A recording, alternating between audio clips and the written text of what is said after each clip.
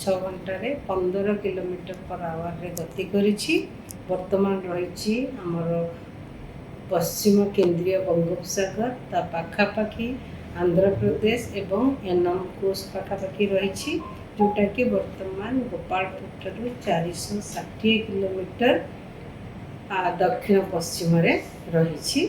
वर्तमान तार इंटेंसिटी रही severe cyclonic storm wind speed रही 90 टू 100 किलोमीटर पर आवर पवन चली एवं झटका पवन चली 110 किलोमीटर पर आवर।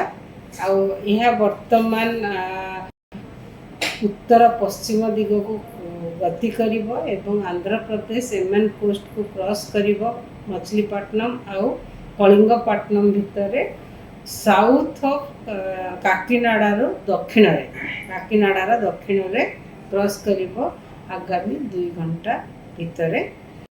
किंतु जो गति करिवो जो क्रॉस करिवो कोस्ट से सीवियर साइक्लोनिक स्टॉर्म हिसाब से गति करिवो आउ से मैक्सिमम विंड स्पीड रहिबो 90 to 100 kilometre per hour gusting to 110 kilometre per hour. और लैंडफॉल प्रोसेस आउ 2 to 3 आवर्स लगे कंटिन्यू करिवो।